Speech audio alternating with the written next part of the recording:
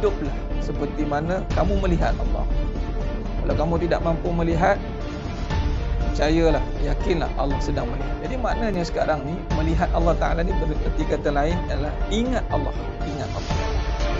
Dan ingat Allah ni lah menjadi agenda kita sekarang. Kita nak ingat Allah. Alangkah malangnya hari ini Allah kata dalam surah Sajadah ayat 9, hakikatnya qalilan ma tashkurun, sedikit sangatnya ingat Allah. Summa sawwahu wa nafakha fihi min ruh ja'alakumus sam'a wal absara wal afidah qalilan ma tashkurun. Allah tiupkan roh dan jasad kita, di dalam jasad kita ni Allah bagi penglihatan, Allah bagi pendengaran, tapi sedikitlah yang syukur. Ini ingat Allah, syukur ni ada Allah. Kalau mula pun dah tak betul, agak-agak ujung-ujung memang kita boleh betulkan di pertengahannya, tapi kita bimbang tak betul di pertengahannya, perlukan kehancuran. Bimbang diingatkan dengan cara peringatan melalui ujian yang menyakitkan. Duit ni dunia. Bila dunia, sifat dia tinggal, sifat dia tipu, sifat dia fitnah.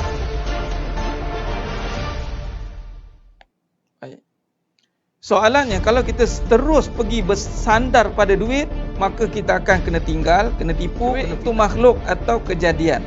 Bila kejadian, ada tak cara melihat makhluk? Ada tak Allah ajar cara melihat? Kan kita sekarang tengah belajar cara melihat, tidak? Jangan tengok duit. Kalau siapa tengok duit, jadi mata di kaedah yang Allah ajar melalui kaedah Tariq Nubuwah. Qra bismi rabb bikallazi khalaqa. Qra, bacalah bismi rabb bikallazi khalaqa. Nah, cuba tengok ni sedang jemaah mata Allah SWT. Cuba tengok, perhati baik-baik. Cuba tengok. Pertama, kedua, ketiga. Bacalah dengan nama. Dengan nama siapa? Rabb. Nama siapa? Nama yang menjadikan duit. Duit tu kejadian tidak? Ya. Sekarang ni duit kita dah ada nama. Sekarang ni bila kita baca dengan nama yang menjadikan duit, Nabi kata bermula dengan bismillah, dengan nama Allah.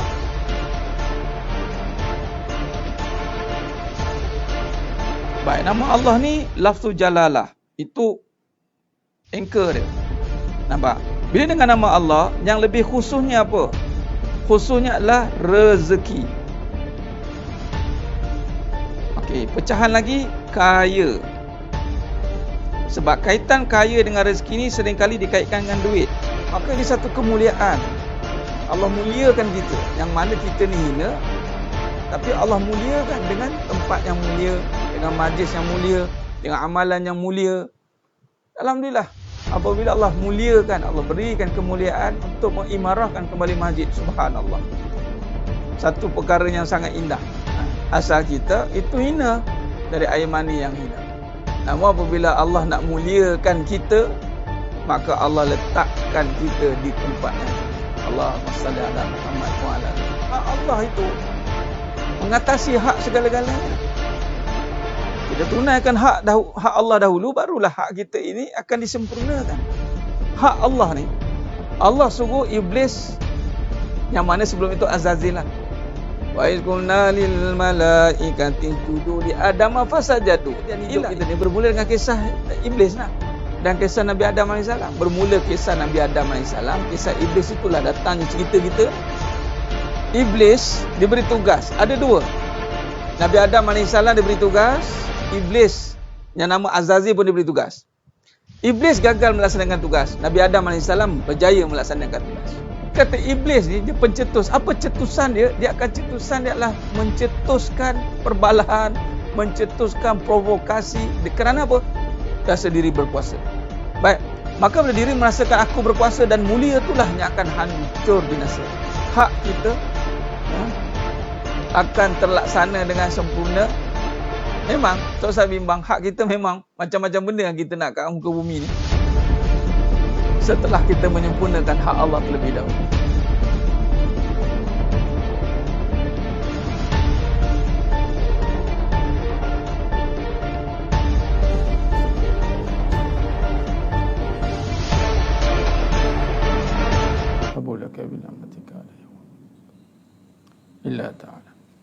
Assalamualaikum warahmatullahi wabarakatuh. Bismillahirrahmanirrahim. Innal hamdalillah nahmaduhu wa nasta'inuhu wa nastaghfiruh wa na'udzu billahi min syururi anfusina wa min sayyiati a'malina. May yahdihillahu fala mudhillalah wa may yudlil fala hadiyalah. Asyhadu an la ilaha illallah wahdahu la syarikalah wa asyhadu anna Muhammadan abduhu wa rasuluh. Allahumma salli ala Muhammad wa ala ali Muhammad. Rabbi yassir wa la tu'assir, Rabbi tammim bil khair. Rabbi shrah li sadri wa yassir li amri wahlul 'uqdatam min lisani yafqahu qawli. Allahumma aftah alaina hikmataka wanshur alaina min khazaini rahmatika ya arhamar rahimin. Al-Malikul Quddusus Salamul Mu'minul Muhaiminul Azizul Jabbarul Mutakabbir. Subhanallah ya amma yusyrikun.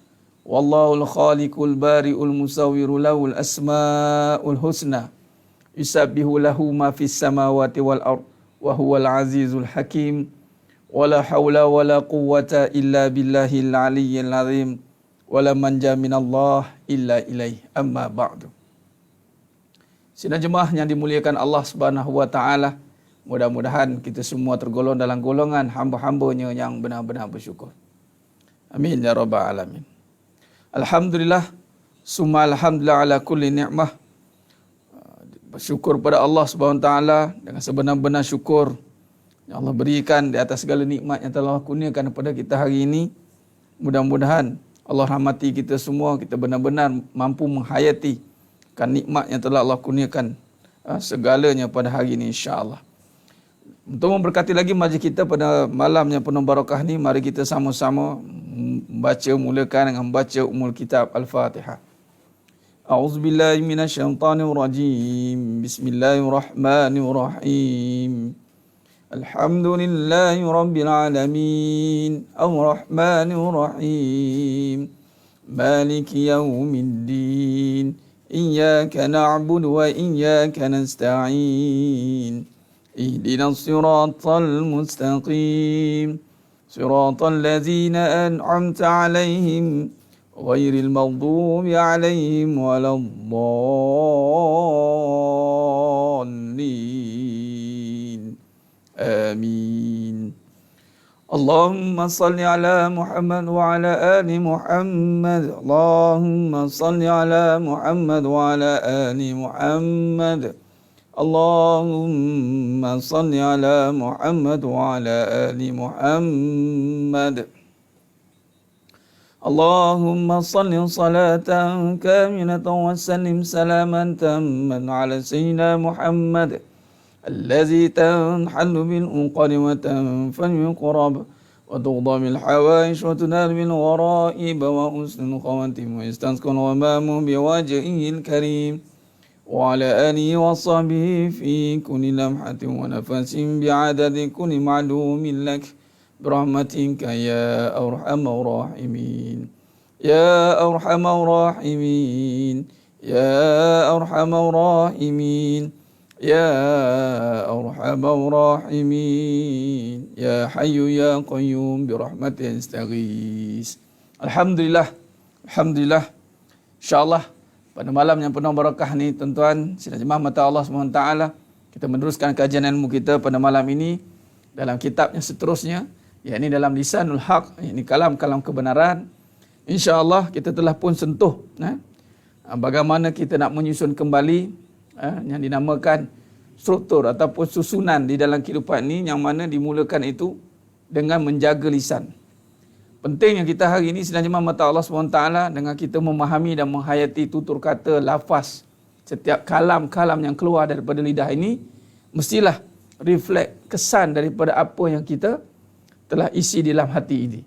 Kata Nabi SAW, ala inna fi jasadi mudghah fa idza salahat salahat jasada kullu wa idza fasadat jasada kullu ala wa hiya qalbi. Dalam diri anak Adam ini ada seketul daging. Kalau baiklah daging itu, baiklah semuanya. Kalau buruk daging itu, buruklah semuanya. Ala wa hiya qalbi. Itulah di hati. Makna kata hari ini, semuanya ini bermula dengan hati. Bermakna setiap tutur kata yang kita lontarkan pada hari ini berpunca daripada pucuk pangkalnya adalah dari hati. Jadi sedang jemaah mata Allah SWT, pucuk pangkalnya itulah kita nak tengok bagaimana kata Buya Hamka, pokok yang baik tidak akan menghasilkan buah yang buruk, pokok yang buruk tidak akan menghasilkan buah yang baik. Baik, Alhamdulillah. Jadi sebab itulah kita akan menghayati kembali setiap tutur kata dalam kajian ini setelah kita memahami akan susun atur dalam soft kehidupan. Yang pertama sekali lepas ni yang kita kena perhatikan itu adalah lisan kita. Baik, jadi sedang jemaah mata Allah SWT, terima kasih kepada semua yang dah bersiaran pada malam ini. Alhamdulillah yang telah share, terima kasih. Sebarkan kebenaran, jadilah ejen kebenaran kepada semua yang telah bersama dengan kita pada malam ini, insya-Allah. Alhamdulillah. Baik, sidang jemaah mata Allah Subhanahu Wa Taala, bantu sharekan. Alhamdulillah. Dah tag dah mana-mana sahabat-sahabat kita tu yang mana mungkin terlepas pandang. Kita bantu mereka sama-sama untuk berada dalam kuliah kita pada malam yang penuh barakah ni. Jadi sidang jemaah mata Allah Subhanahu Wa Taala, dalam kita melihat kehidupan ini, sudah pasti yang banyak akan memberi kesan dalam kehidupan ini adalah lisan. Yang banyak memberi kesan dalam kehidupan ini, yang biasa kita dengar, selalu kita terbayang-bayang, terngiang-ngiang, itu adalah lisan. Kalau kita lihat balik semalam, kita dah sentuh tentang bagaimana kesan lisan, yakni kesan lisan yang baik dan lisan yang buruk, atau kalam yang baik, kalam yang buruk.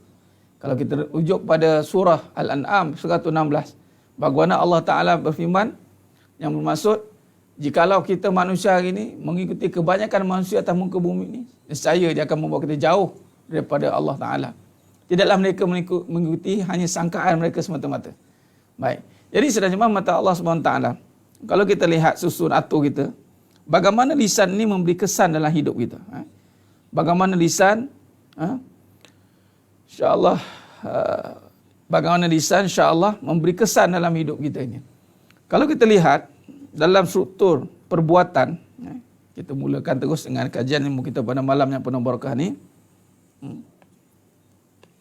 Kalau kita lihat dalam kehidupan ini,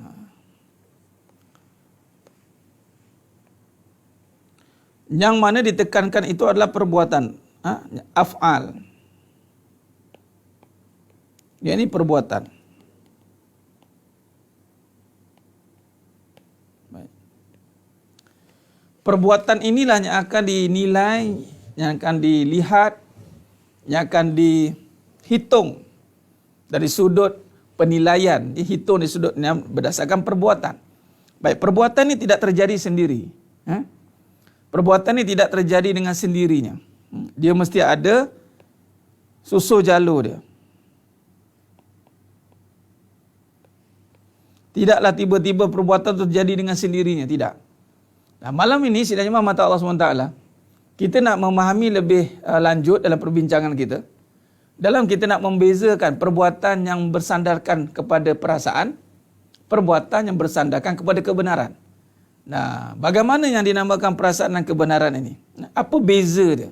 Kita selalu dengar, apatah lagi dalam kajian hakikat kehidupan ini, kita selalu dengar tentang, dah tahu dah tentang perasaan, kebenaran. Perasaan, kebenaran. Dan kali ini kita nak memahami dengan lebih lanjut, dengan lebih mendalam, tentang kesan atau perbezaan daripada perbuatan yang bersandarkan perasaan, perbuatan yang bersandarkan kebenaran. Dia nampak sama tetapi ada perbezaan yang begitu ketara. Jadi sebenarnya mata Allah SWT. Di sini kalau kita lihat dulu, ramai orang, kebanyakan manusia dia akan pergi kepada perbetulkan sikap, perbuatan, sikap, orang panggil sikap. Nak perbetulkan sikap ini, maka dia perbetulkan dulu cakap. Ni dia datangnya perbandingan tentang cakap ni. Cakap yang baik-baik. Kata cakap yang baik-baik akan membentuk sikap yang baik. Dia kata begitu kan. Cakap, perbetulkan cakap. Ataupun lisan kita. Maka di sinilah manusia orang ini dia akan membentukkan lisan. Apakah yang mempengaruhi lisan ini?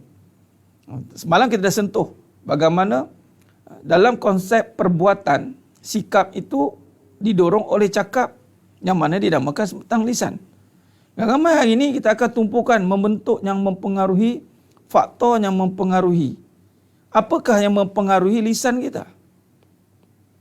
Kita bercakap-cakap ni apa yang dipengaruhi oleh apa? Nah, di sini kita kena faham. Baik. Jadi sedang jemaah mata Allah SWT, dalam struktur perbuatan, sebelum terjadinya perbuatan yang disebut sebagai sikap yang digambarkan dengan af'al ni, sikap ini, maka dari sudut cakap saja dah boleh dinilai sebagai perbuatan. Sebab dia duduk dalam kauli. Kalau cakap ni lisan, af'al dengan kauli dan fi'li. Kalau dalam rukun solat tu, dia duduk dalam kauli dan fi'li. Nah, dua-dua ini adalah zahir. Dua-dua ini adalah zahir. Ini kauli, lisan, kata-kata, kaul, lafaz. Yang ini perbuatan. Baik. Dan kedua-dua ini tidak akan dikira sebagai amal kalau tiada qalbi. Ini kita faham dulu basic ni. Ulang kaji ya. Qalbi, ini hati. Hati ini bicara tentang niat. Baik. Maka daripada falsafah rukun solat ini, maka semuanya mesti berkisar daripada hati. Maka daripada hati inilah akan zahirnya lafaz, dan daripada lafaz lah akan zahirnya perbuatan. 1, 2, 3. Susunannya begitu. Baik. Jadi bagaimana yang dikatakan gangguan hati ni? Ustaz, bagaimana boleh berlakunya gangguan hati? Kerana pada hati ini nanti ada dipanggil pertempuran, ada pertembungan dengan, sebab bila kita nak mula dengan hati, maka berhati-hatilah sebab dia akan berhadapan dengan nafsu. Ni. Sebab itu dua perkara ini sangat dijadikan sebagai perbincangan yang besar. Nafsu dan qalbu. Dua ini akan berada pada peringkat siapa mula dulu, siapa akan ambil alih siapa. Sebab kata-kata dan perbuatan ini akan menuruti saja. Kata-kata boleh menuruti dengan hati, kata-kata boleh menuruti melalui nafsu. Maknanya begini, kalau kita boleh buat gambar rajah, ni lisan. Sebab lisan ini penting ya. Sebab daripada terus setelah kita niat, mesti akan keluarnya lisan. Mesti. Perbuatan itu mesti bersandarkan niat bersandarkan mesti lisan dia. Mesti akan dituruti, akan didorong lisan. Jarang perbuatan yang ada tanpa percakapan, jarang. Melainkan kalau Allah tidak izinkan dia berkata-kata lah, yang ini bisu contoh. Itu pun ada lintasan hati, cakap-cakap dari hati. Poin di sini adalah kata-kata. Cuma di sini kita nak ukur kata-kata yang zahir keluar dari lidah ni lah. Lisan. Baik. Kata lisan ini, kata-kata ini, sama ada dia bermula dengan hati, ataupun lebih tepatnya saya gunakan perkataan qalbu lah.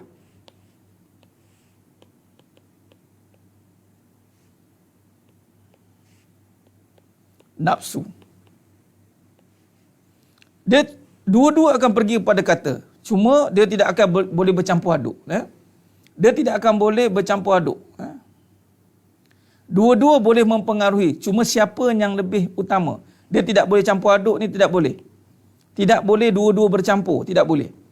Dia mesti salah satu. Sama ada qalbu atau nafsu. Qalbu atau nafsu. Dia salah satu je. Dia tidak boleh dua-dua. Okey, malam ni kita nak kenal pasti apa kata-kata yang diasaskan oleh qalbu, apa kata-kata yang diasaskan oleh nafsu. Tu dia. Sebab semuanya akan menzahirkan kata-kata dan dia akan menzahirkan perbuatan, af'al.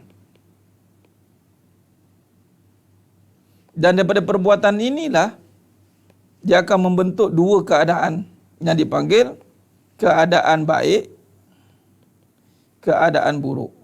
Perbuatan baik atau perbuatan buruk. Dia mesti bersangkutan. Bersangkutan. Alirannya mesti sama. Nafsu, dia turun. Dan biasa nafsu akan membawa kepada keburukan. Qalbu, dia akan membawa kepada kebaikan. Dia susu jalurnya begitu. Tidak boleh, qalbu dengan nafsu tidak boleh bercampur. Allah berfirman dalam surah Baqarah ayat 42. wala talbisul haqqa bil batil wa taktumul haqqa wa antum ta'lamun. Jangan kamu campur adukkan hak dan batil, dan kamu sembunyikan pula kebenaran setelah kamu mengetahuinya. Baik. Jadi sedang jemaah mata Allah SWT, ingat, pendorongnya, pengukurnya adalah kata-kata. Lisan akan menggambarkan perbuatan dia. Lisan akan menggambarkan keadaan dia. Hati-hati. Sebab tu jangan banyak berkata-kata kalau tidak ada perkara yang nak dinyatakan. Sebab kata-kata ni sedikit sebanyak dia akan menggambarkan. Dia ada sebagai pintu kepada terbukanya segala dirinya siapa. Hati-hati. Kan pintu ni, mulut ni kan. Ni gerbang, ibarat pintu. Terbuka je pintu ni, dia akan menggambarkan baik atau buruk. Itu je. Sebab tu Nabi dah kata, Nabi dah ajar kita. Man kana yu'minu billahi wal yaumil akhir. Man kana yu'minu billahi wal yaumil akhir. Falyakul khair aw liyasmut. Nampak?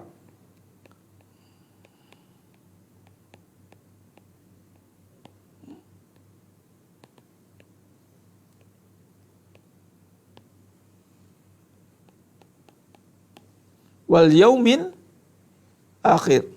Falyakul khair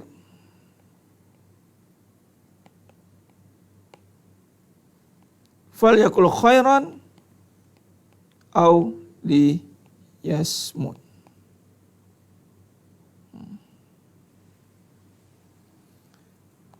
Berkata baik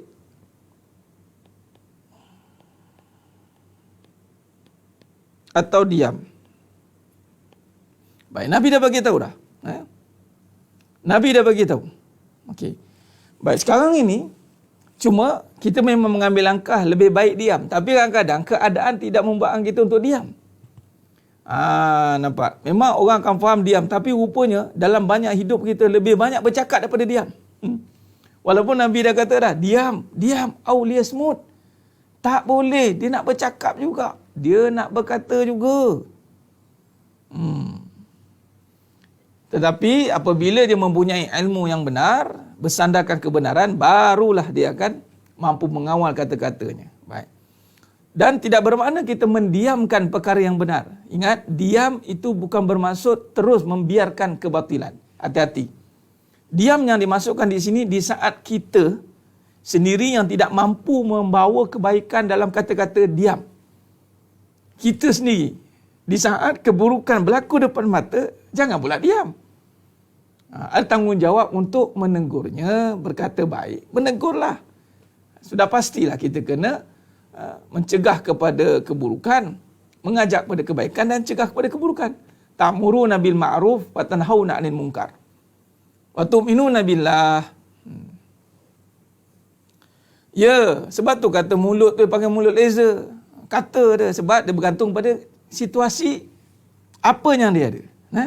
Situasi apa dia? Baik. Jadi terus cuba kita lihat. Sekarang ni kita kena faham. Bila kita dah faham tentang kaitan dengan sebelum ni kita kaji tentang apa? Sebelum ni kita kaji tentang kehidupan soft. Sebelum ni saya nak kaitkan dulu dengan kajian kita. Kita kaji tentang kaedah soft, akhlak. Akhlak. Sebab ini membawa kepada sifat wajib bagi Nabi SAW. Jadi dengan kaedah soft inilah kita menterjemahkan dalam perbahasan tentang kehidupan. Itu yang dinamakan hakikat kehidupan. Baik. Soft itu bermula dengan, baik kita buat merujuk. Moga-moga yang baru mengikuti boleh catch up balik. Apa sebenarnya kaitan dengan lisan ini? Supaya jelas. Kita mengaji biar sampai putus dan kita mampu menzahirkan dalam bentuk amal baik. Baik, pertama, ini jiwa. Kita bincang tentang kebenaran. Kemudian hati, minda, akal. Amanah. Kemudian kita akan mula lihat kepada fatanah ini. Dia mula melihat kepada sunatullah. Sunatullah, kebijaksanaan. Ini hukum sunatullah. Dan yang keempat, tabligh ini dia tengok kepada istiqamah atau menyampaikan. Ini saya ambil kata kunci je lah. Baik, apabila digabungkan ketiga keempat-empat perkara ini, akan terjadilah dipanggil akhlak. Akhlak yang karimah. Kita dah tahu dah kaedah membangunkan kehidupan ini mesti bersandarkan akhlak. Baik, dalam akhlak ini diterjemahkan dalam kehidupan, maka bermulalah kembali episod kehidupan yang utama. Dengan apa? Semua ni, akhlak ni bermula dalam kehidupan ni bermula je dengan kata-kata, kalam. Nampak? Sebab itu disimpulkan dalam kehidupan ni yang banyak kita akan lihat adalah kalam. Sebab tu ada perbincangan tentang kalam hikmah juga. Kalam hikmah. Kalam-kalam kebijaksanaan. Dalam kehidupan kita akan banyak cerita tentang permulaan kalam. Sebab ini akan memegang balik kepada kehidupan. Ilmu pun bermula dengan kalam. Kata-kata. Dan kalau kita kaji balik dalam Siddiq, bab Siddiq, yang pertama, yang kelebihan kepada Nabi Adam AS itu adalah kata-kata wa'allama Adamal asma akulaha. Kata-kata asma akulaha.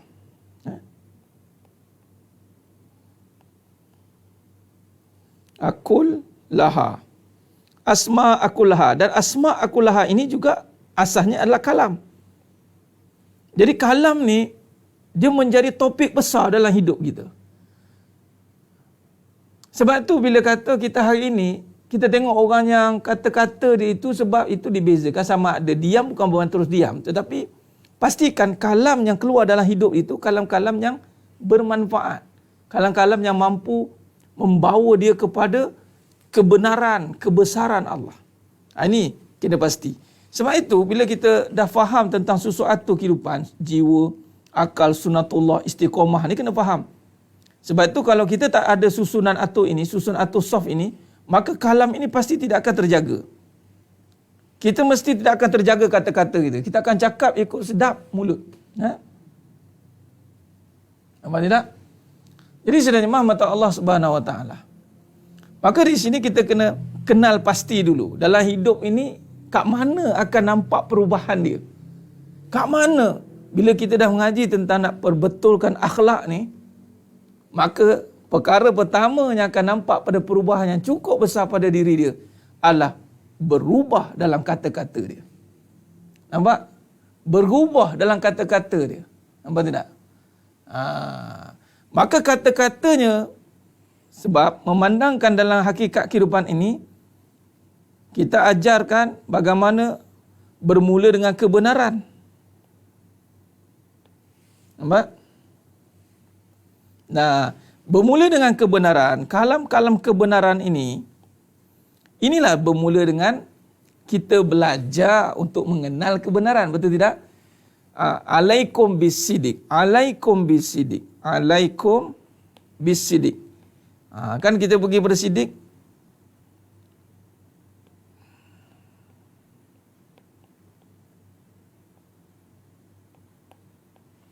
Hendaklah kamu dalam kebenaran. Nampak? Allahumma salli ala Muhammad wa ala ali Muhammad. Biar yang like tu biar pada itu hari lagi tak selesai masalah dia. Dengan saya punya dia like, lantak dia. Dia nak like merah ke marah ke, biar pergi dia punya kerja dia. Sekarang fokus mengaji, catat apa yang kita tengah mengaji ni. Jangan ada kekacauan tu, biar dia. Jangan dia tutup live kita ni sudah. Itu je. Selagi mula live ni, selagi tu fokus kepada ilmu. Biar dia tekan-tekan tu. Saya pun tak tahu, dengan saya punya dia tekan tu, nampak tu. Biarkan dia. Fokus pada ni, jangan distract. Kadang-kadang kita mengaji, kadang-kadang kita tap ke lari dia tak masuk dah. Dia macam tengah telefon lah tuan-tuan. Sedang jemaah mata Allah SWT. Bila tengah satu line telefon, pop ada line lain masuk, mana boleh cakap dua sekali. Melainkan kalau kena off satu ataupun kita buat live conference, boleh cakap dua-dua. Itu pun dua-dua tak boleh bercakap. Kena seorang bercakap dulu, seorang diam. Faham? Jadi kalau tengah mengaji, pampak masuk benda-benda pelik-pelik, jangan layan. Salin dia, lantak dia. Yang jadi masalah kalau terpadam. Tu saja. Jangan distract. Itulah dalam kehidupan. Dalam kehidupan ni banyak distract. Banyak kita panggil yang mencarik kita punya ataupun mengganggu kita punya konsentrasi. Fokus kita tu akan hilang. Itu baru Allah uji light baru tu. Belum Allah uji benda-benda lain. Jadi biarkan. Ini kes dia tak selesai. Pada dulu lagi saya tengok perhati. Tak selesai-selesai. Biarlah dia. Biar dia suka light, biar light. Biar. Dan memang kerja dia light. Kerja kita nak dengar majlis ilmu. Kerja kita nak catat nota. Kerja kita nak belajar. Habis. Okey? Baik, sambung. Okey? Jadi biarkan. Baik, sekarang ni cuba tengok. Jadi sedangnya mata Allah SWT.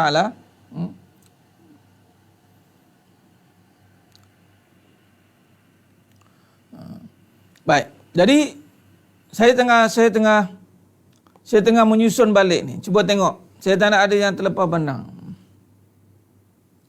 Ya, Zizah Nayan, dengan kalam tu akan menghasilkan dosa atau pahala. Sebab tu benda ni penting. Dicatatnya Rokib dan Atid, pencatat dosa dan pahala itu bukan perbuatan saja. Kalam setiap lisan, mafhum hadis. Besok saya akan bawa matan hadis tu panjang. Yang mana Nabi kata mafhum hadis, manusia akan diangkat darjat melalui kata-katanya juga. Ada kata-kata yang dia sebut tetapi dia tak tahu pun apa yang dia kata. Dan kata-kata itu Allah tak redha, maka nerakalah bagi dia. Ada kata-kata yang disebut oleh manusia, dia tak tahu pun kata-kata itu. Tetapi kata-kata itu Allah redha, maka syurgalah bagi dia. Nampak tidak? Ini mafhum hadis. Besok saya copy paste matan tu supaya kita tahu bahawa bahayanya lisan ini di dalam kehidupan. Kalau tidaklah dikaitkan dengan dosa lisan ni banyak. Fitnah, ghibah, mengumpat, fitnah, lepas tu berbohong, keji. Ini banyak dosa lisan. Belum lagi dosa yang lisan yang berkata perkara yang batil. Jadi lisan ni banyak dosa dia.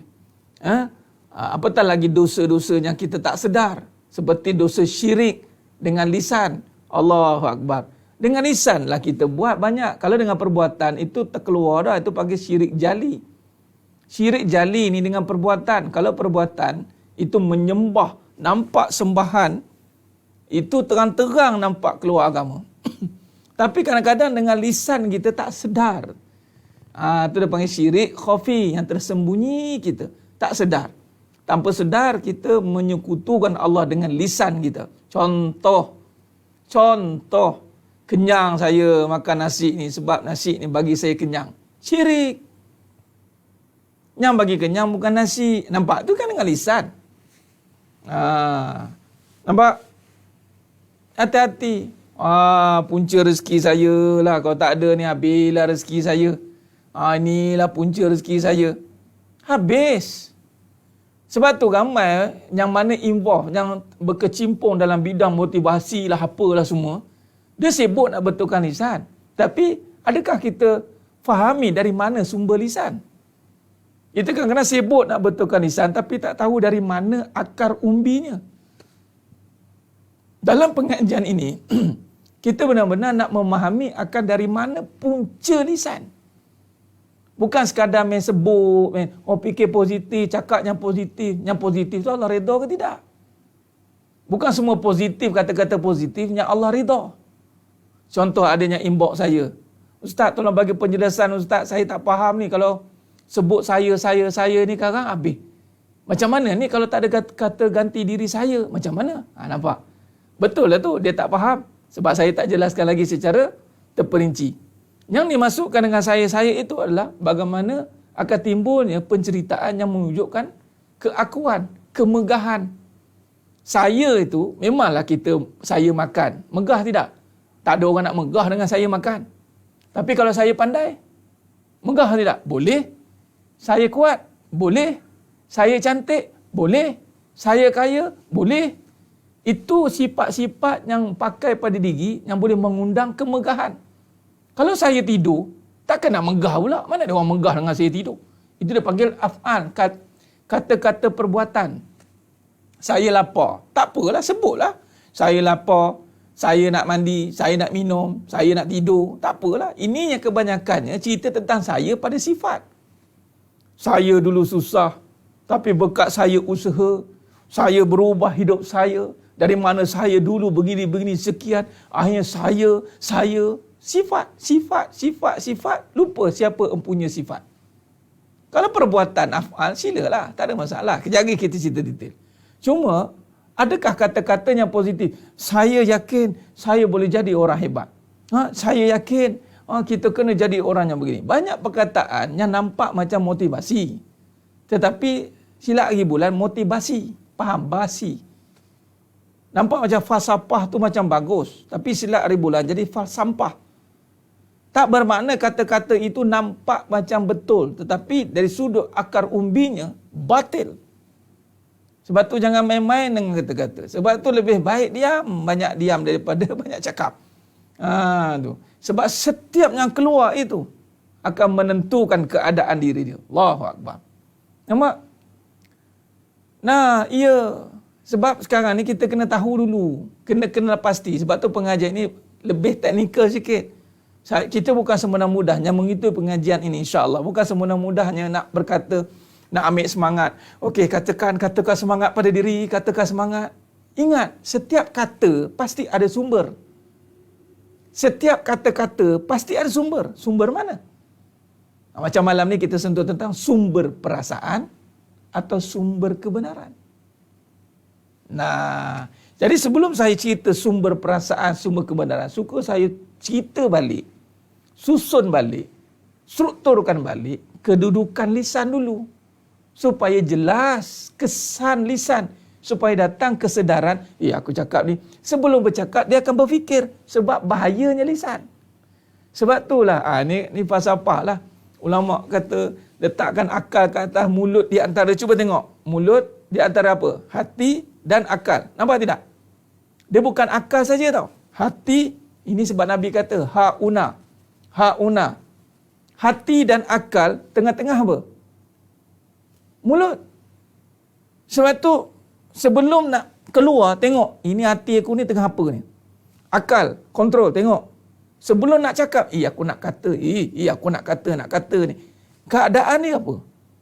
Sebab tu mulut dekat tengah-tengah. Akal kat atas, hati dekat sini. Sini, ha'una, Nabi kata.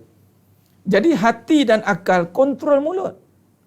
Tapi bila mulut out of control, maknanya dia tak bercakap dengan hati, dia tak guna akal bercakap, mana dia guna kepala lutut. Itu je lah. Allahumma salli ala Muhammad wa ala ali Muhammad. Khair. Jadi sidang jemaah yang mati Allah Subhanahu wa taala. Kena faham itu. Sebab tu mari kita lihat balik. Kita fahamkan lagi kesan lisan ini hati-hati. Sebab dia akan membuatkan kesan yang baik atau kesan yang buruk. Banyak. Hati-hati. Sebab tu tak semudahnya kita boleh berkata-kata. Tak semudah itu. Allahumma salli ala Muhammad wa ala ali Muhammad. Ustaz ramai saja sekarang guna analogi, tapi kadang-kadang analogi itu saya orang baca gitu. Ya. Kena kajilah balik analogi itu, Puan Khairul Wardah. Kena kajilah. Baik. Baik. Insurans tak ada, lesen pun tak ada, Tuan Surah An-Najahiyah. Murut tak ada lesen dia panggil. Jadi sidang jemaah mata Allah SWT. Clear kedudukan lisan. Dan setiap manusia akan dipertanggungjawabkan atas apa yang dia kata. Bukan orang kata. Sebab tu jangan risau dengan apa yang orang kata. Kita kena risau dengan apa yang kita kata. Itu saja.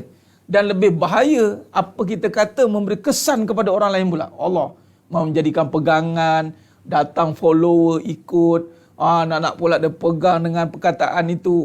Bahaya. Sebab tu cukup takut nak bercakap. Sekarang dia pegang apa yang kita cakap, dia beramal dengan apa kita cakap. Benda yang kita cakap itu batil. Tanggung. Dia panggil dosa jariah, dia panggil. Hati-hati. Sebab tu jangan suka-suka. Memang kita boleh bagi nasihat, kita boleh bagi semangat. Tapi hati-hati dalam menasihati. Hati-hati dalam memberi semangat. Silap ribulan, semangat dan nasihat itu bukan bersandarkan kebenaran. Bersandarkan perasaan. Hati-hati. Setiap orang kena bertanggungjawabkan dengan lisan dia. Hati-hati. Ini yang paling dan yang paling bahaya di akhirat sana, lisan tidak akan berkata-kata. Kunci. Habis. Dah tak boleh nak defend. Hati-hati. Hati-hati. Ya. Baik. Mulut puaka lempak dalam telagak, pang sekali dah, hilanglah puaka dia tu. Allahu Akbar.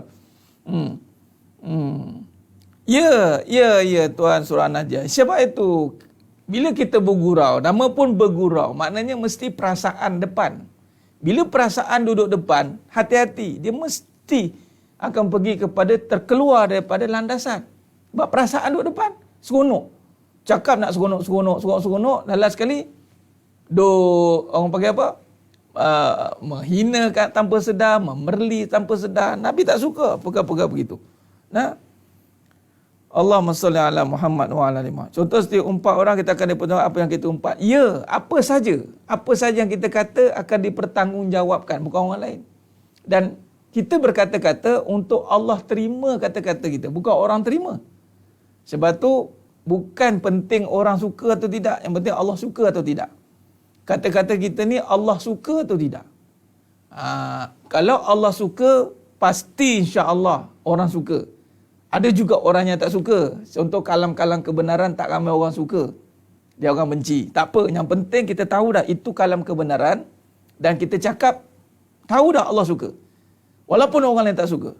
Yang kita bimbang, kita bercakap orang lain suka, Allah tak suka. Oh, bahaya. Itu kalau 2 juta orang ataupun 1 penduduk bumi ni suka kita kata, tiba-tiba Allah tak suka, Jahanam juga. Tak dikira.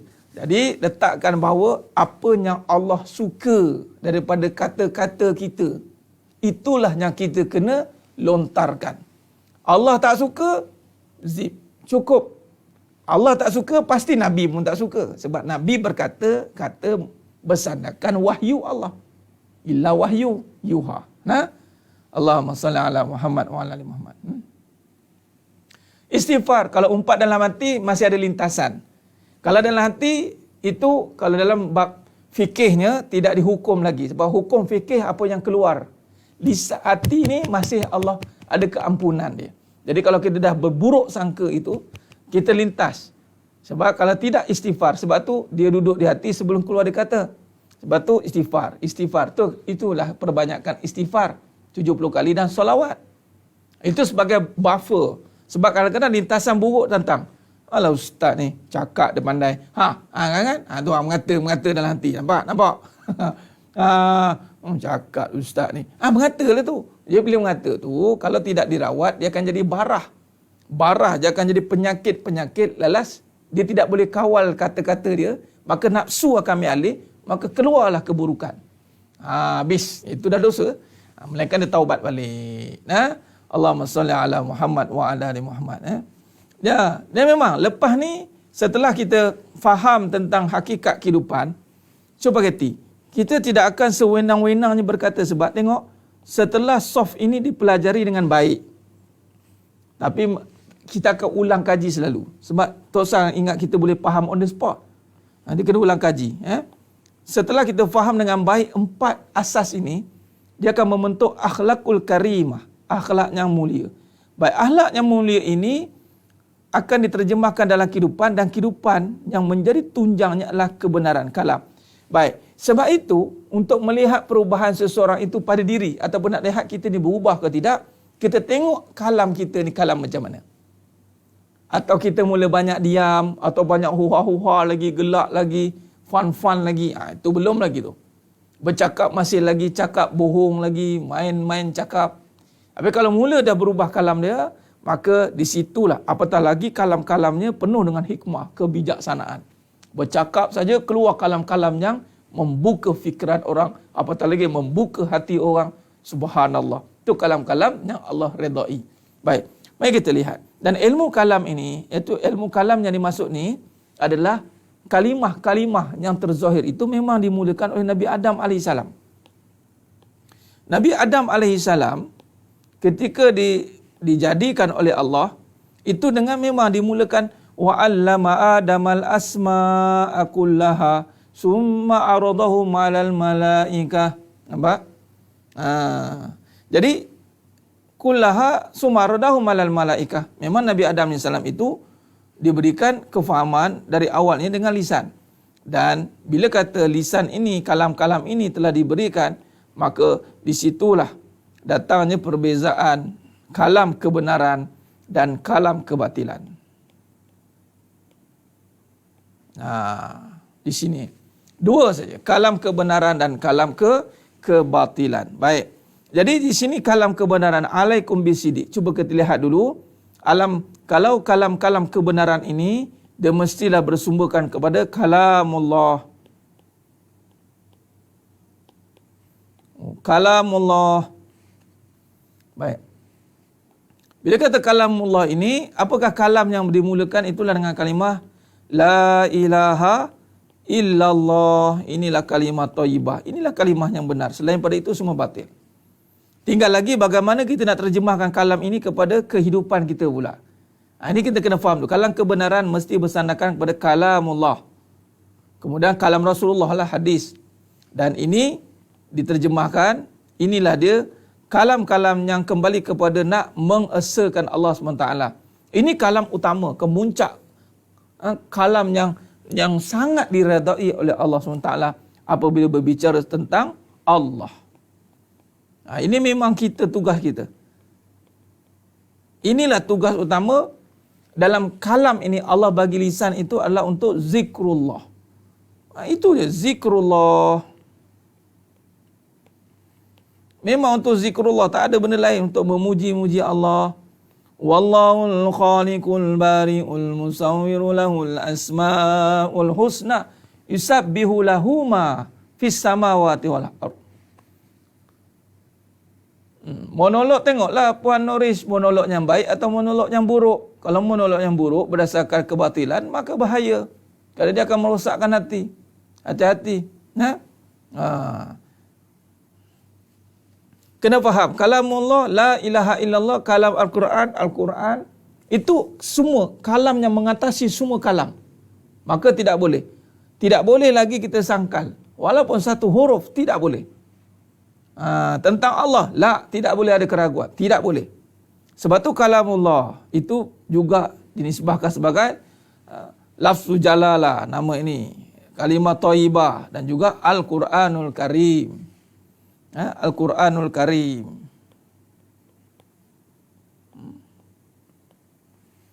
Baik, tentang Allah. Jadi sebab itu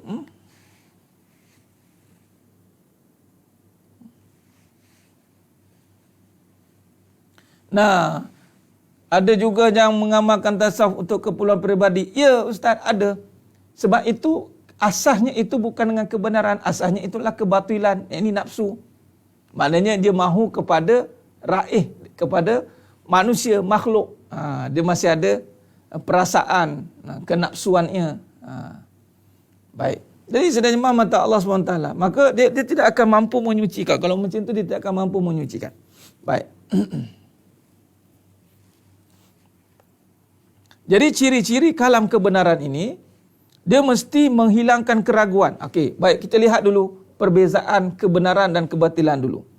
Bila kalam ni daripada Allah, dia akan menghilangkan keraguan, tiada keraguan. Jadi sebab itu, kata-kata yang menghilangkan keraguan itu kata-kata kebenaran. Tapi kalau bila bercakap makin ragu, itu bukan kebenaran. Ini asas yang pertama. Maknanya bertambah keyakinan. Kita kaji dulu tentang kalam kebenaran. Tak payah masuk kebatilan dulu. Kita kaji yang kebenaran dulu. Kan perbezaan kebenaran dan kebatilan. Malah ni kita fokus kebenaran dulu. Allahumma salli ala Muhammad wa ala ali Muhammad. Okey? Baik.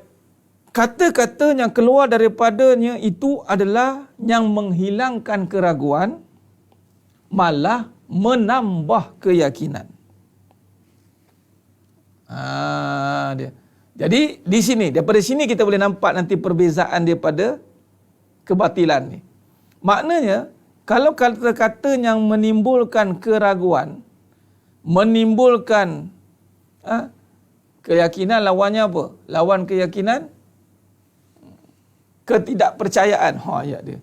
Hilang keyakinan lah. Keraguan, ya, keraguan. Keraguan keyakinan lah, itulah lawan dia. Perkara yang samalah. Menambah keyakinan, menghilangkan keraguan. Maknanya kalam kebatilan, itu auto lah. Kita terus bagi perbezaan. Bila kata keyakinan, itu pada kalam kebenaran. Bila kata-kata itu menimbulkan keraguan, itu kalam kebatilan.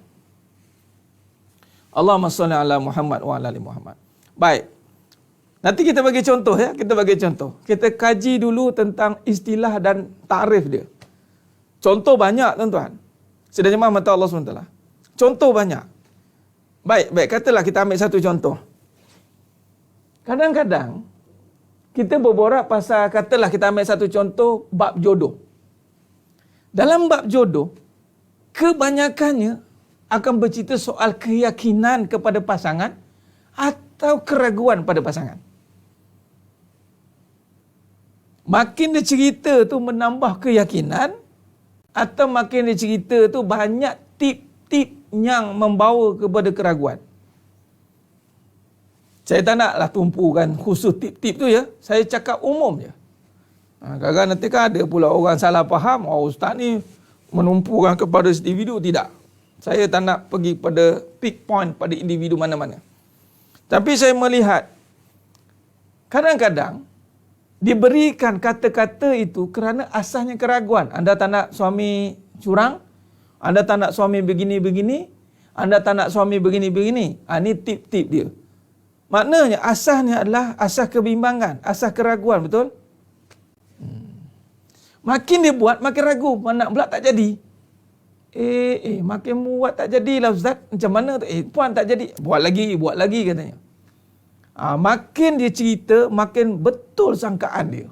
Kan dah kata. Nah, ini kata-kata yang membawa kepada keraguan, maksudnya tidak kepada kebenaran. Sepatutnya datang dalam perbahasan, katalah rumah tangga, berbincang berdua atau tanyalah satu penasihat. Dia mesti mengeratkan, makin yakin dan makin yakin. Ni tak. Makin ragu. Jangan percaya sangat orang lelaki ni. Jangan percaya. Ada satu tu lagilah dia tulis satu, orang perempuan kena ada kerja sendiri. Percayalah, satu masa semuanya bukan milik kita. Macam bunyi macam sedap dah tu. Bunyi macam semua bukan milik kita. Satu masa ni kita akan ditinggalkan. Suami akan tinggalkan kita. Semua hartanya akan diambil kembali. Tapi itu kita ada apa? Ke situ jugalah kona dia. Ya betul. Kena ada harta sendiri. Tak makin ragu kan? Adakah kata-kata itu menambahkan keyakinan? Ataupun kata-kata itu mencetuskan provokasi? Iyalah Ustaz, ada yang terjadi. Sebelum terjadi yang perkara itu, adakah orang itu berfikiran sama? Sama. Nampak? Jadi kata-katanya itu menimbulkan keraguan. Entah suami mati dulu ke isteri mati dulu. Kita pun tak tahu. Silap-silap isteri mati dulu. Cuba bagi kata-kata itu yang membawa kepada keyakinan. Tapi tak tahu sebab tidak tumpu pada kajian ni kebenaran. Bagaimana? Saya ni bukan ahli agama nak cakap benda-benda begini. Kalau tak tahu bukan nak bercakap, diamlah. Selagi mana kita berkata beri nasihat untuk kepercayaan, semangat, kehidupan, itu mesti menjurus pada agama sebenarnya. Tidak boleh keluar daripada perbahasan agama. Dah jadi pasangan, sama-sama ada kelemahan, sama-sama berbagi. Give and take. Ya. Tapi ceritanya sekarang, adakah tip-tip yang akan disampaikan itu menimbulkan keraguan atau keyakinan? Itu cara dia. Jadi sekarang ini itulah dia. Pertama, asas kepada kalam kebenaran itu adalah menambah keyakinan. Makin dibaca, makin tambah yakin. Makin dengar, makin yakin. Belum buat tau. Dengar baru saja dah. Semangat saya Ustaz. Bukan semangat saja tau. Yakin. Nampak?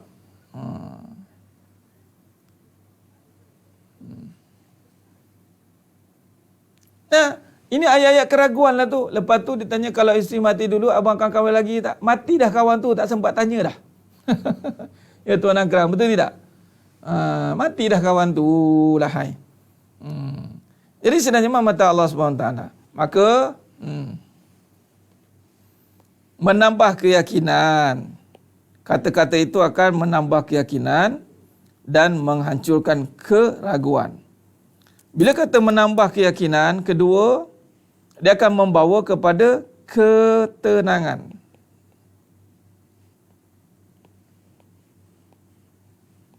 Kata-katanya itu menenangkan, bukan menyenangkan. Beza ya. Menyenangkan beza, menenangkan beza. Saya ulanglah sekali. Menyenangkan beza, menyenangkan beza, menenangkan beza. Oh, tu ayat dia. Allahu Akbar. Okey, ini menenangkan, menenangkan. Batil ini dia boleh jadi menyenangkan. Sebab ini menyenangkan, menyenangkan ini, okey. Ini asas dia tenang, ini asas dia senang. Ini tenang. Beza ni, tenang dan senang dua perkara berbeza. Tenang dan senang dua perkara berbeza. Sebab ni batil ni, ingat asas batil ni apa? Ni ada asas dia. Kalau kalam kebenaran, ni asas dia. Kalam kebenaran asasnya kalimah thayyibah. Kebatilan? Tak.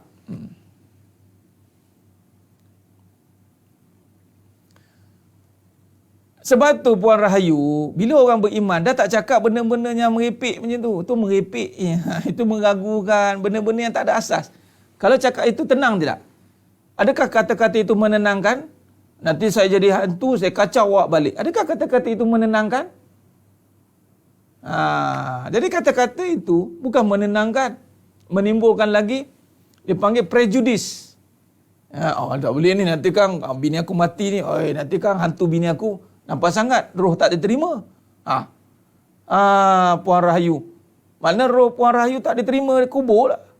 Kalau anda hantu saya kacau, jangan. Kata-kata itu cuma kata-kata yang tiada asas. Dia mesti ada asas berkata-kata, mesti ada sumber dalam berbicara. Sumber apa berkata begitu? Mesti sumbernya adalah kebatilan. Ini perasaan. Nafsu. Dua asas besar perasaan nafsu ini adalah keadaan dan kebendaan. Kita dah sentuh ni. Ini cuba kita tekankan lagi sekali. Ingat, keadaan dan kebendaan. Allah, Ustaz. Ya Allah, banyaknya nak faham ni. Ya. Sebab tu bila kita faham dengan kebenaran berbeza, tuan-tuan. Sila Imam mata Allah SWT.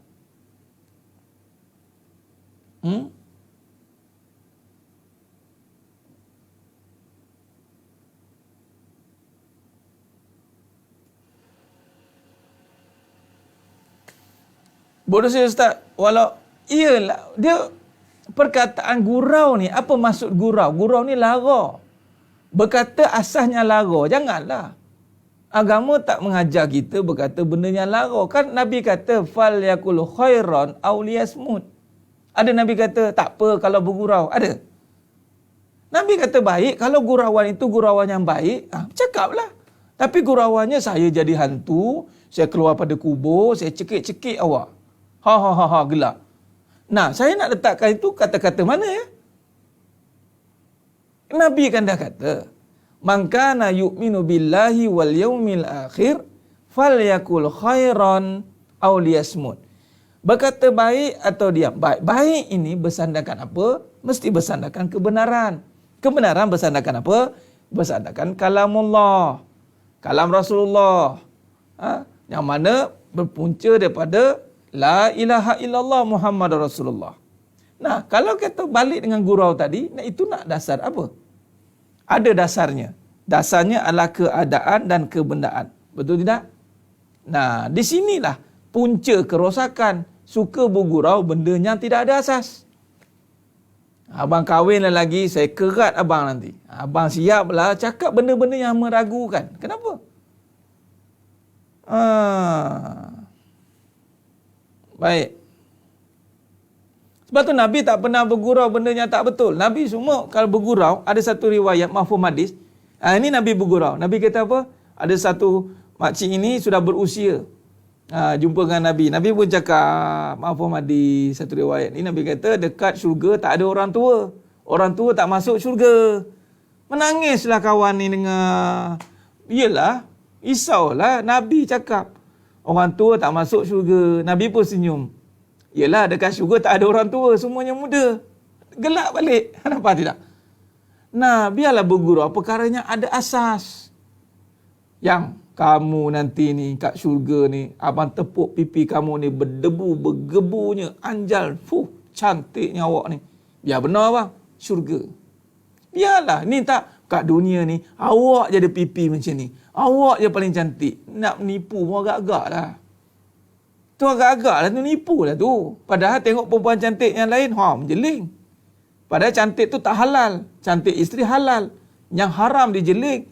Yang halal, pening. Bukan jeling, pening. Pening aku tengok bini aku ni. Padahal halal. Tadi canggih cakap apa? Kamu pakai produk ni. Kamulah yang paling putih kat alam jagat raya ni. Padahal buat putih-putih ni pun tak boleh buat main-main. Kan? Nampak? Nabi tak suka bergurau benda-benda macam tu, ya.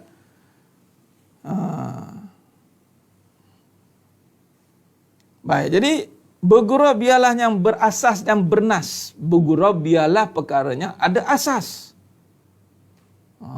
Nanti dekat syurga nanti, tak ada dah ni, semua main, nak makan apa? Makan, nak gurau. Seronok kita dengar. Kita cerita dalam bab yang benar, tetapi kita olah alih bahasa dengan bahasa yang santai. Sekurang-kurangnya ada asas. Ini tidak, nampak? Berkata dengan perasaan, keadaan dan kebenaran. Nampak? Itu detailnya. Baik, kita terus pada contoh kata-kata ni. Menambah keyakinan, menenangkan. Ketiga, apa lagi? Memberi kepada panduan, ada bimbingan. Kata-katanya bimbingan. Makna boleh jadi panduan.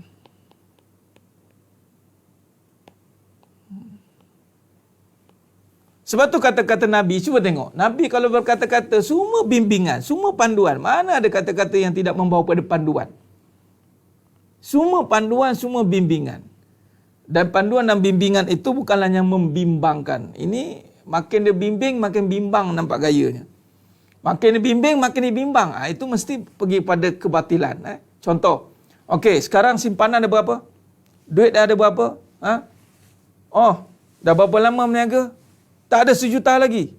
Ini berniaga apa ni? Amboi, kita dengar bimbang terus. Alamak. Kata-kata itu kata-kata yang membimbangkan.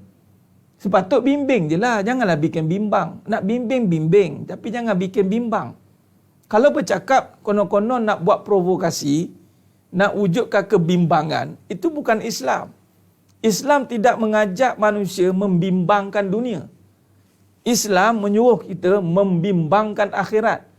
Lalu datanglah bimbingan untuk akhirat. Dunia ni tidak perlu dibimbangkan. Buat je lah kerja, tak dapat ridha. Faham? Ni nak yang membimbangkan. Kamu jaga isteri kamu, suami kamu macam mana? Pandai tak kamu? Kamu jaga tak makan dia? Kamu buat begini-begini tak? Kamu begitu begini-begini tak? Isteri dengar bimbang terus. Alamak, saya tak layak. Kamu perhati suami kamu baik-baik. Dia kalau berjalan tu ke mana pergi dia? Kalau dia kat rumah macam mana? Riak muka dia macam mana? Kamu kena pandai baca mata dia. Kamu kena tengok, amboi. Itu bukan bimbing, itu bimbang. Faham? Bab dunia, itu kebimbangan. Malah ditambah lagi provokasi. Pening. Samalah Tuan Fad pekerjaan berlawak. Ya, nak lawak, biar lawak bendanya asas lah. Kalau benda tu tiada asas, hanya ni, samalah juga. Larau lah. Larau lah. Sebab tu hati-hati. Sebab tu gelak-gelak ni. Nak gelak, memanglah kita pun suka. Adalah masa kita nak gelak. Tapi gelak, biarlah gelak yang berasas. Buat satu benda yang berfikirlah sikit. Kan akal kat atas. Nah, nak buat satu lawak, biar lawaknya ada cerdik sikit. Lawaknya membawa kepada perubahan hidup orang kan. Buat lawak intelijen sikit. Tapi payahlah ustaz, itu namanya dia panggil ada lawak bodoh. Kan cakap kan, itulah dia. Tukang lawak-lawak yang membawa kepada kejahilan. Tak boleh. Siapa dengan kata-kata gitu dah. Jadi sebenarnya mata Allah SWT. Sebab itu kalau kita bercakap, kita tu kata kebenaran itu dia bawa bimbingan dan panduan. Sebab itu apakah bimbingan terbaik? Panduan itu Al-Quran, As-Sunnah. Tak ada panduan lain. Sebab tu kalau nak bagi tip ke apa ke, mesti kena ikut panduan yang benar. Jangan duk merapu-meraban bagi tip-tip yang akhirnya tak terkesampaian pun. Bagi tip-tip kadang-kadang kita cek balik tip-tip tu. Allah Akbar. Merapu-meraban dia banyak. Nak memenuhkan slide ke. Minta maaf cakap. Tak perlu banyak. Kita, ya Allah. Cuba tengok 30 juzuk. 6,626 ayat. Ini pun tak habis baca lagi. 114 surah. Pun tak habis nak tulis, nak kaji lagi. Bagi lagi tip. 1,001 tip. La ilaha illallah. Bolehlah nak bagi, tapi pastikanlah bersandarkan daripada Al-Quran. Kalau yang tidak bersandarkan Al-Quran, jangan bagi. Dia tidak akan jadi panduan. Wallahi, tidak akan jadi panduan. Ada lawak pesenda agama, itu bukan lawak bodoh lagi tu. Itu lawak memang nak cari pasal. Pastikan. Tapi kalau tak tahu, cari rujukan. Tak tahu, bertanya. Fas'alu ala zikri in kuntum ta'lamun. Allah kata, tanyalah. Bila bertanya pula, pastikan orang yang arif. Orang yang memang benar di dalam penyampaian, benar dalam kelakuan, benar di dalam kehidupan. Jangan yang kebatilan pula. Allahumma salli ala Muhammad wa ala Muhammad. Ya Ustaz, lawak yang berlebihan memang. Sebab itu Ustaz, tegas, saya bercakap straight, dia kona-kona lah sikit. Kita bercerita bab yang tegas. Semalam kan kita cerita, antara ciri-ciri juga, kata-kata kebenaran ini tegas. Jelas dan cerdas. Ini hikmah. Ini tegas akidah. Pun sama jelas hukum. Cerdas pula. Cerdas. Malam ni kata kaji semua kata-kata ni. Pandai boleh buat PhD lah Mas Azim. Buatlah PhD. Kesan kata-kata dalam kehidupan. Buat. Cerdas. Ini hikmah. Akidah kena tegas. Tak boleh main-main. La ilaha illallah. Pak. Boleh tak sikit-sikit 99.9%? Tak boleh. Clear. Jelas hukum. Halal itu jelas. Haram itu jelas. Wa bainahuma syubhah. Tinggalkan. Tak tahu, tanya. Jangan mandai-mandai. Clear. Clear. Cerdas. Perlu ada fatonah. Hikmah. Berkata-kata itu ada di punggil panduan-panduan yang mampu membuka pandangan orang. Makin menambah kehidupan orang jadi lebih baik. Itu cerdas. Bukan membawa orang makin ke belakang. Membawa orang makin mundur dan jumud. Ini antara ciri juga. Jadi ciri kata-kata dia. Yang ini sifat kata-kata. Sifatnya keyakinan, ketenangan, membimbing. Sebab itu bimbingan apa? Sebab itu kalau pergi mana-mana kuliah, kita masuk masjid, walaupun tak faham. Tenang je Ustaz. Macam malam ni, alhamdulillah mujur boleh type ni, tulis-tulis ni kan. Cuba kau duduk dalam majlis ilmu kan. Memang ruyup terus. Allah, tenang. Kalau payah nak tidur tu, datang majlis ilmu kuliah. Memang tenang, tidur terus. Kan? Bangun-bangunnya tenang dia rasa kan. Tenang nampak. Dah habis dah kuliah, tenang. Terus on the spot nampak kesan tenang dia tu. Lepas tu nampak macam penuh bimbingan. Walaupun tak tahu apa-apa. Orang cakap, dia ni banyak pergi kuliah ni. Mesti kata-kata dia penuh dengan bimbingan. Itu nampak kesan. Terus nampak. Allahu Akbar. Jadi sidang jemaah mata Allah Subhanahu Wa Taala. Baik, jadi metod SAFT, SAFT, Puan Atilia Hana, SAFT, T, bukan Sofi, FAFT. Jadi sidang jemaah mata Allah Subhanahu Wa Taala.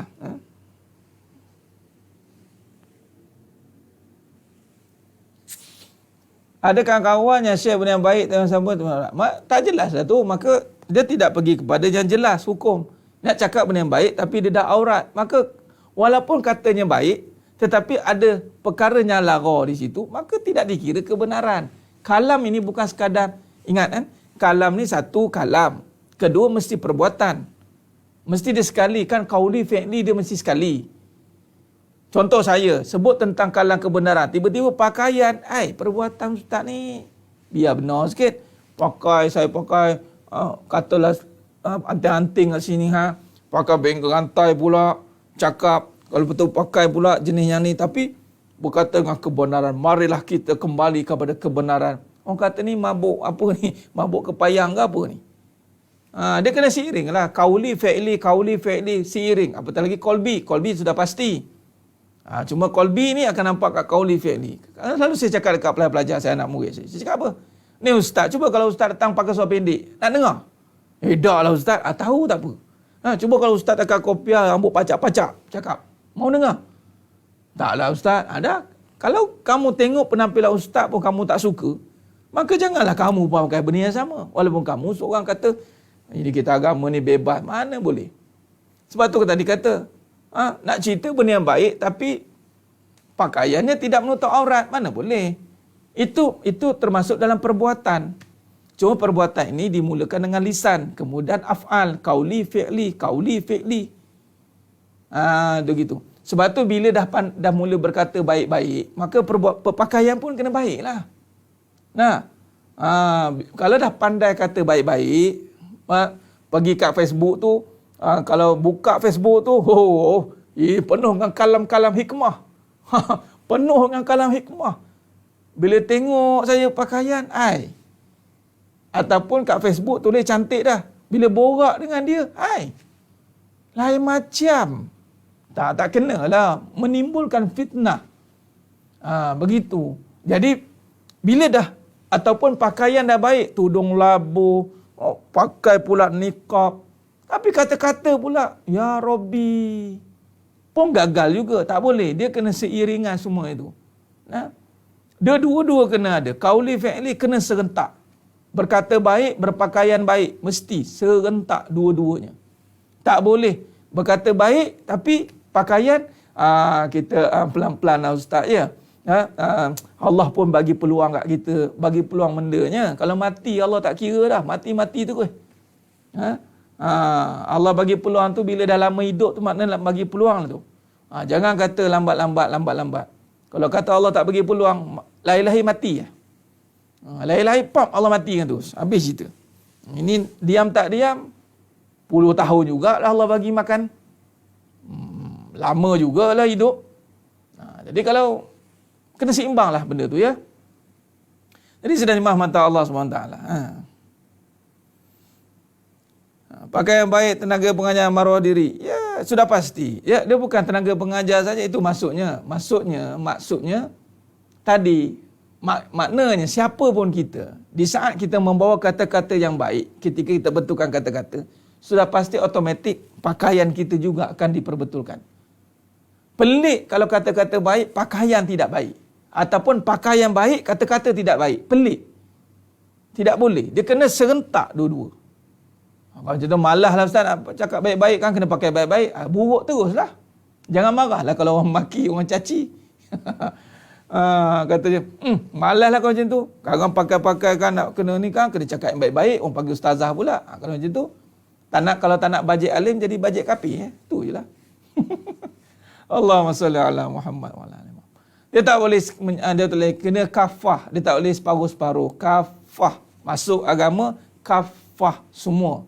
Tak boleh separuh. Kena seimbang, benar cahaya ketenangan. Nah, itu ada kita sebutkan dalam tabligh. Begitu. Tadi tentang saya tadi dah jawab. Yang ni saya ni pergi kepada sifat. Sifat-sifat yang membawa kepada keakuan. Saya cantik, saya pandai, saya kalau didik anak ni, memang anak-anak saya ni, memang si my leg lah. Sebut saya saja. Saya kalau masak ni, saya lah pandai masak. Saya lah. Dia pergi pada sifat-sifat itu, keakuan itu tidak boleh. Tapi kalau saya kepada perbuatan je pergi, saya nak makan, saya nak tidur, saya nak bekerja, saya nak masak, pergilah. Itu perkataan, af'al, perbuatan. Tapi kalau kata-kata yang menjurus pada sifat, itu tidak boleh. Dia akan membawa pada keakuan. Allahumma salli ala Muhammad wa ala ali Muhammad. Khair. Jadi mudah-mudahan insya-Allah saya kira cukup setakat dulu. Ni kita dah pergi pada sifat. Perbezaan besok mudah-mudahan ni akhir kepada tahun 1441 Hijrah nak masuk hari Khamis ni 1 Muharram. Kemudian penghijrahan kita, hijrahlah kalam kita, hijrahlah dalam semua sudut biar bebas jiwa kita, maka kata-kata kita semua membawa kepada keredaannya. Baik, jadi sedang nyembah mata Allah SWT.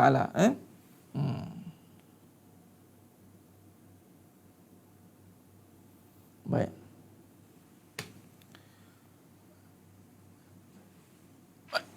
Allahumma salli ala Muhammad wa ala ali Muhammad. Khair. Jadi saya kira cukup setakat tu dulu. Qauli dan qauli sama bila berkata bukan di hati lain, di mulut berkata lain. Ya, itu mesti. Kalau qauli dan fi'li seiring, qalbi pastilah kena seiring. Sebab tu kena lurus. Ihdinas siratal mustaqim. Lurus, lurus, lurus. Dia tidak boleh menyimpang. Tidak boleh menyimpang. Baik, jadi sudah jemaah mata Allah SWT. Alhamdulillah. Alhamdulillah, semua alhamdulillah. InsyaAllah nanti kita sambung lagi. Ya, pedang singa tambah masa. Ya, boleh tambah masa. Tapi tak apalah. Ya, kita undur diri dulu lah ya. Cukup sekadar itu dulu perbincangan. Besok kita sambung lagi dalam edisi khas besok. Sebab kita dah masuk pada 1 Muharram dah. Hijrah. Jadi malam esok dah malam 1 Muharram. InsyaAllah. Jadi besok kita akan hijrah. Muharram, tinggalkan yang haram. Muharram, tinggalkan yang haram, hijrah menuju ke fitrah, bermula dengan kalam-kalam yang indah, tinggalkan kalam-kalam yang resah. InsyaAllah, itu saja. Terima kasih banyak atas kesudian semua yang terus istiqamah bersama dengan pengajian ini. Mudah-mudahan tidak lain tidak bukan kita mengharapkan keredaan daripada Allah Subhanahu Wa Taala. Asbab pada kajian ilmu ini, berubahlah hendaknya kehidupan kita. Berubah, makin lama makin berubah. Orang nampak kata-kata kita, perbuatan kita, fikiran kita, semuanya berubah ke arah yang menjadi lebih baik. Dan itu yang kita harapkan. Akhirnya kita nak kembali berubah, bertemu dengan Allah. Kita kembali kepada Allah dengan jiwa yang tenang. InsyaAllah. Moga-moga semuanya menuntut pada malam ini. InsyaAllah. Allah pilih kita semua, dimasukkan dalam syurganya tanpa hisap. Amin. Ya Rabbal Alamin. Mohon ampun, mohon maaf atas segala kekurangan dalam penyampaian, terkasar kata, terkurang bicara. Mudah-mudahan Allah Ta'ala sajalah yang mampu menyempurnakan perbincangan kita pada malam ini, insyaAllah. Aku qouli hadza wa astaghfirullahalazim li wa lakum wa bila taufiq wal hidayah. Wassalamualaikum warahmatullahi wabarakatuh. Takbir. Allahu Akbar. Subhanakallahumma wa asyhadu an la ilaha illa anta. Bismillahirrahmanirrahim. Wal 'asri innal insana illa alladziina aamanu wa 'amilus wa tawassaw bis-sabr wa tawassaw. Wallahu a'lam bis-shawab.